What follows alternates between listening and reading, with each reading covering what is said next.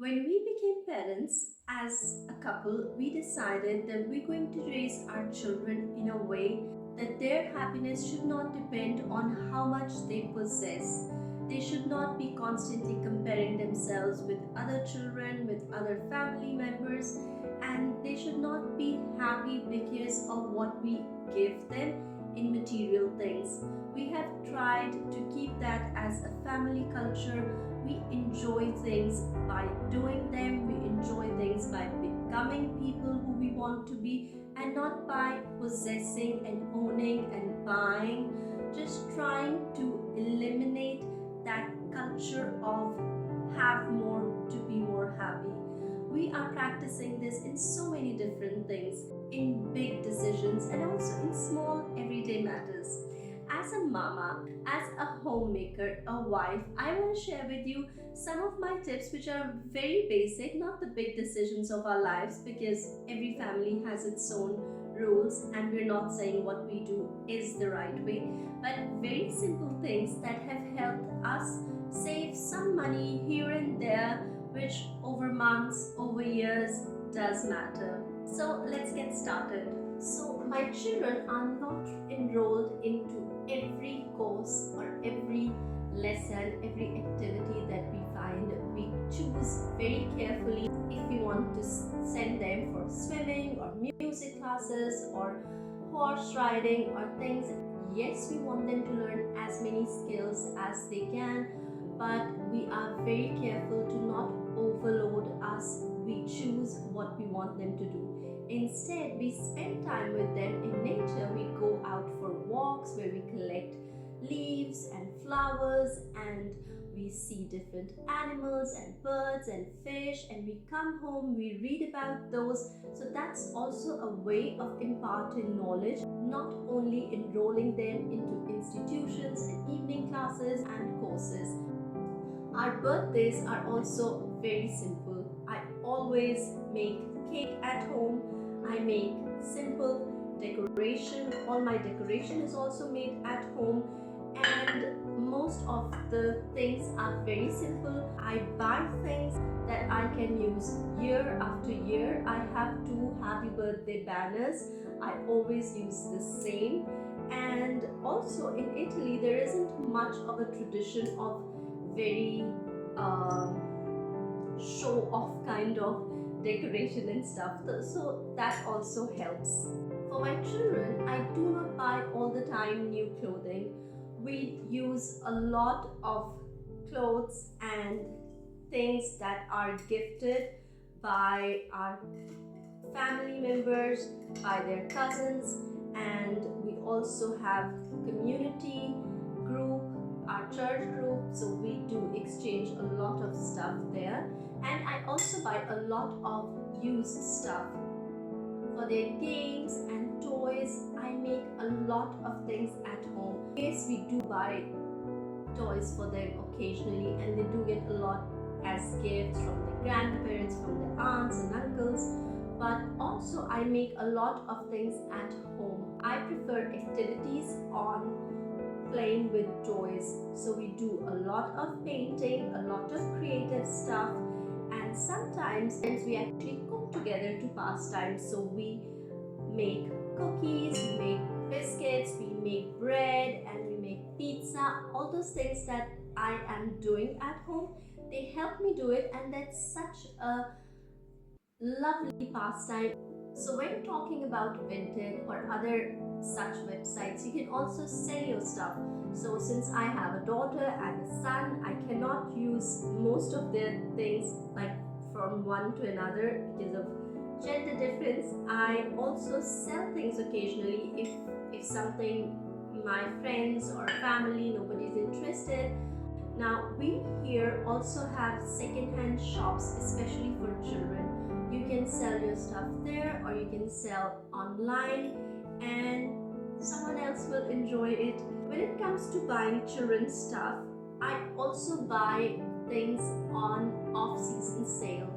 For example, now this is the best time to buy children's stuff because most of the shops have winter sale. So buy one size bigger for the next season. Sometimes you can buy things for half the price.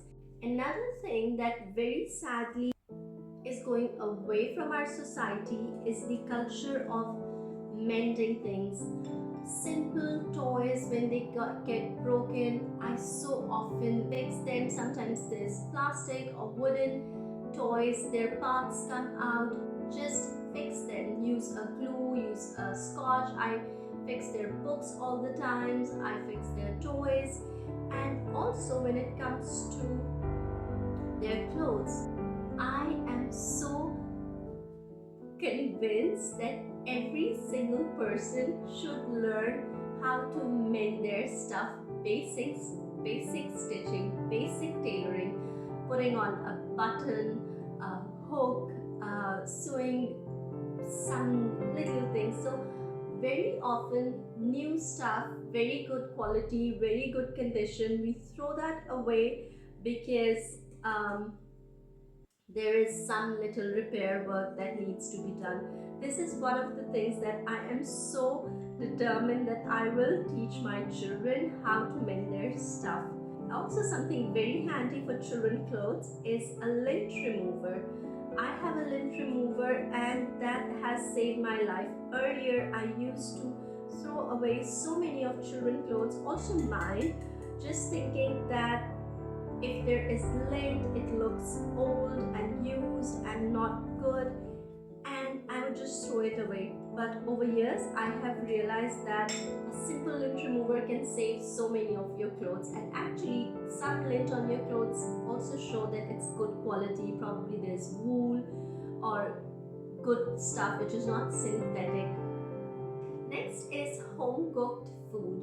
So cooking from scratch is something that is so essential to human health and well-being. I try so much to cook from scratch. It costs less, it's healthy, and it produces so less waste.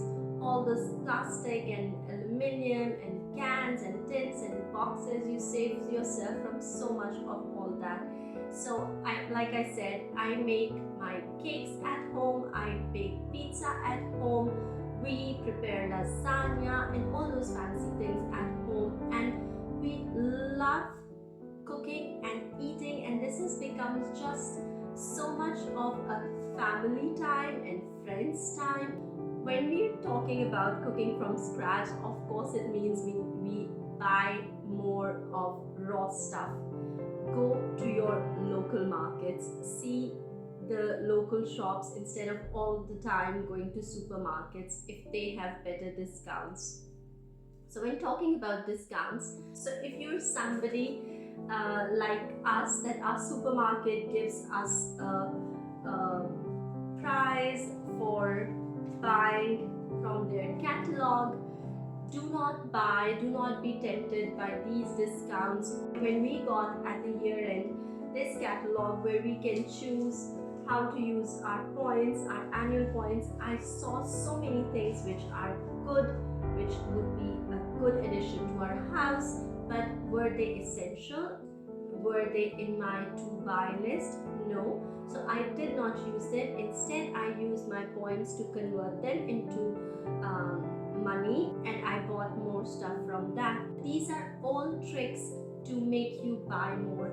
I use them because you do get the discount, but only if I see there is something which I wanted to buy and not I'm buying because it's on discount. And talking about discounts, when there is something on discount, do buy it in bulk.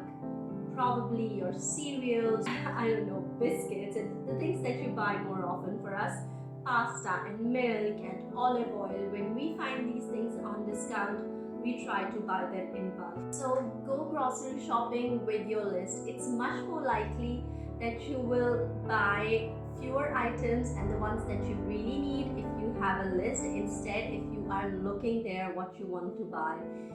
Also, when we go out, I try to give snacks to my children before we leave, or eat before you leave when you're going out for a walk or to the city center or to somewhere outside. If you are full, it's very unlikely that you'll sit at a restaurant to eat or spend money on snacks or fast food. The same is true if you go for grocery with an empty stomach. You end up buying more, and you end up buying more prepared food because you want to eat immediately. I've also made a video earlier on meal prep. I think since I've started meal preparation, I tend to buy less prepared food from outside, because during my meal prep I do cook in larger quantity and we have a lot of meals ready. Because I meal prep, I do cook the things that we enjoy eating, and we are not cooking just at the last moment to fill our stomachs. So we are happy with what we eat. We are less tempted to go outside. Now, having said that, my husband and I, we are two foodies. We love to eat outside, but we have reserved those for our special occasions, our monthly dates. Now, saving money does not mean not having special moments in your life. It just means creating that balance. Saving money means spending it wisely, and spending it not impulsively, spending it in a more planned way. Another interesting way of saving money is also making homemade gifts. Last Christmas, I made so many home gifts for my friends. I prepared jars of chocolate cake, brownie ingredients, and hot chocolate ingredients. We made simple crochet decorations for Christmas.